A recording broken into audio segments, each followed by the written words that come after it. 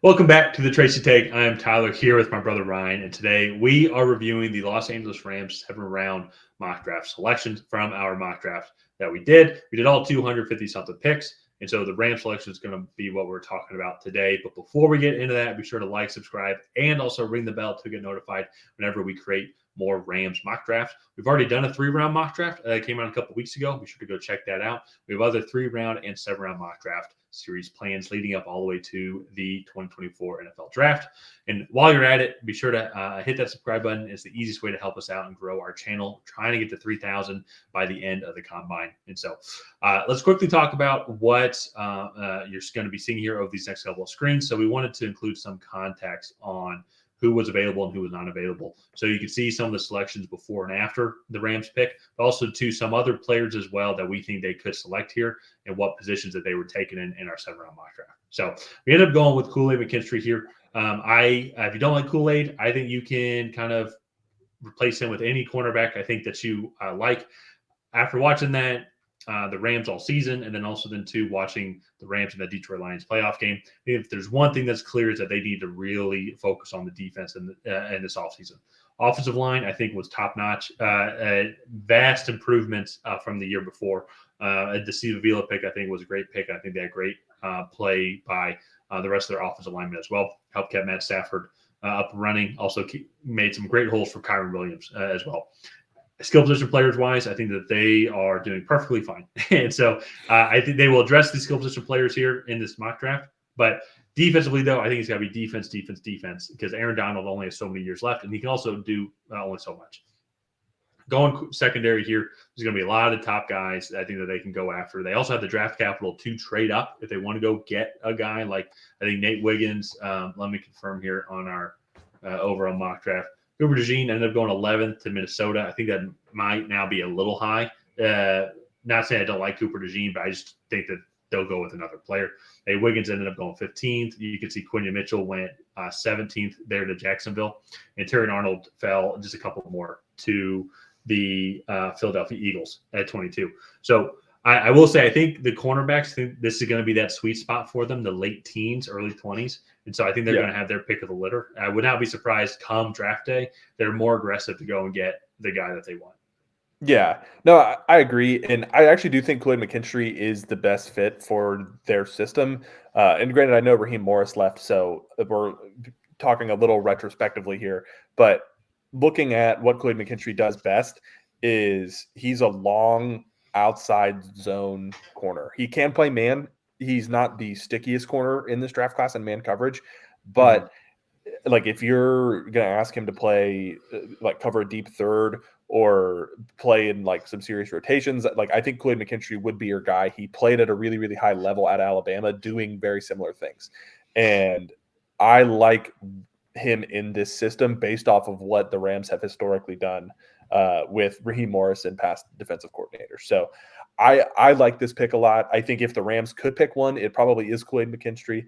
Nate Wiggins, I think, is the second option there just because of his length and athleticism. You could probably coach him up to do just about anything. So I will say the Rams probably need a guy a little bit more ready to play in more complex zone schemes than I think Nate Wiggins can at the moment.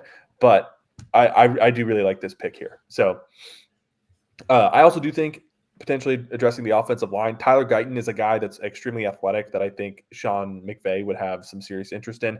Patrick Paul in the same boat, but not quite the same athlete. He's a little bit bigger, a little less athletic, but still for his size, he's a little bit of a freak. So I think it would be really interesting to see what the Rams go off and do here. Let's move on to their second pick. And this is where I feel like we're going to be very polarizing for a lot of Rams fans.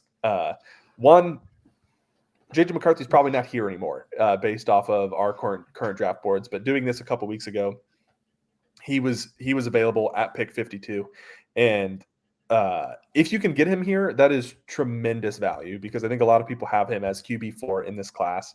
And based off of what we've seen in his limited sample size, he's a great developmental prospect at the quarterback position. And if you're a Rams fan, I think you realistically have to be thinking about life after Matthew Stafford. And I think it could be a very smooth Aaron Rodgers to Jordan Love type transition from Stafford to JJ McCarthy.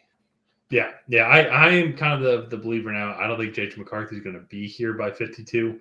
I think he potentially is creeping up into the even late first round, and some teams might even be like, well, if we think he's going to be a late first round pick, we might have to take him in the mid teens. Because there are some teams there that I feel like are QB needy that would take a shot on him.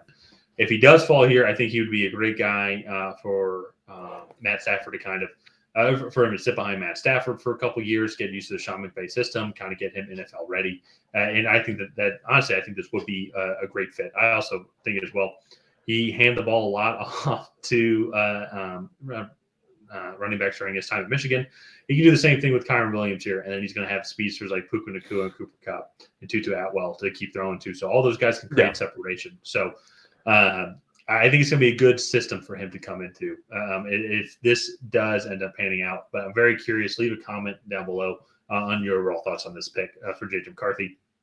Let's wrap up the third round here. End up going with Dominic Puny. We talked about the offensive line a little bit as well, with them addressing that. I think that this would be an absolutely great guy, super athletic. Probably going to kick into guard. He was tackle at Kansas here. But Ryan, this is a guy that you like here. I think you can put him across Steve Avila as well. And just at minimum, add good offensive line depth.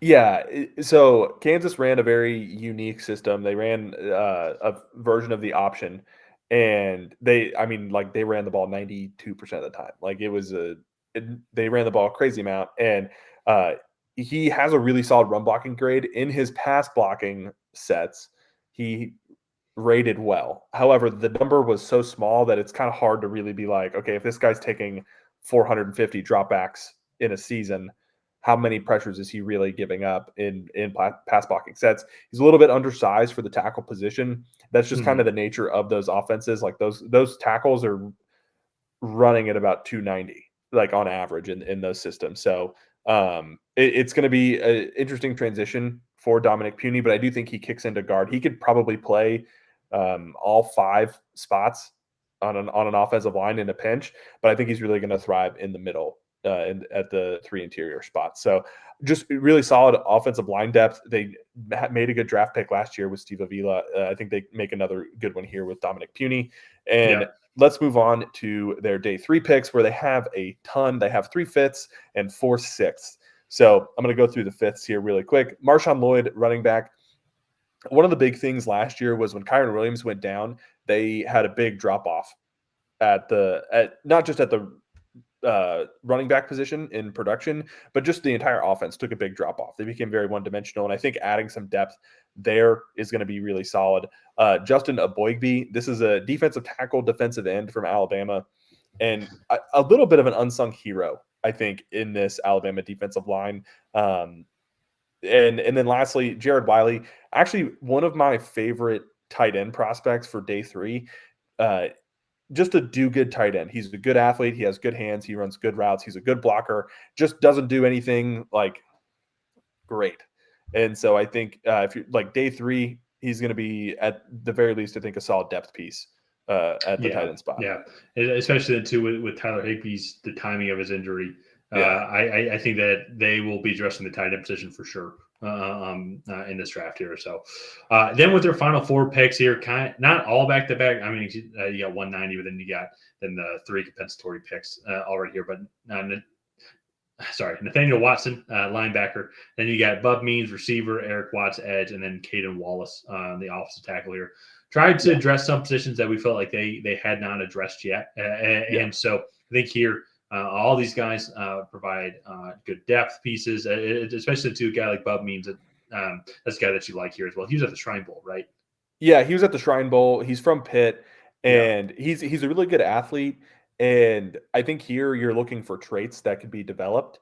And like he has good hands. He's more of a deep threat. I believe he averaged almost like 22 yards per catch, maybe it was 20 yards per catch last year. So definitely going to be in that deep threat category. And you can see his speed on tape. He's just a little awkward. Like I don't know how to like really explain it. It just doesn't look as smooth as I think some of the guys at the top end of this draft. So, well, and then if you just have a deep threat guy like that, we've all seen Puka Nacua and how well he can separate himself and how good he is underneath. So you just create more space for him to exactly. compete. So that's the Rams draft here. It's I think they can go so many different directions.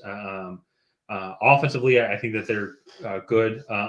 Just in general, I think they can start preparing for Matt Stafford's replacement and maybe addressing the offensive line just a little bit.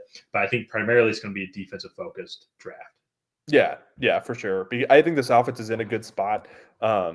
And going forward, like if this defense improves, I mean, they were a wild card team last year and they lost in a very close game to Detroit. So that team is already almost there. I think they're just trying to pick up some of their weaknesses and then continue to make another playoff push. So let's go ahead and wrap up this video here. If you guys have not already, please go ahead and like and subscribe. Leave a comment down below on what you thought of this Rams 7-round mock draft. Did you love it? Did you hate it? What would you do differently? And on that, we will see you guys next time.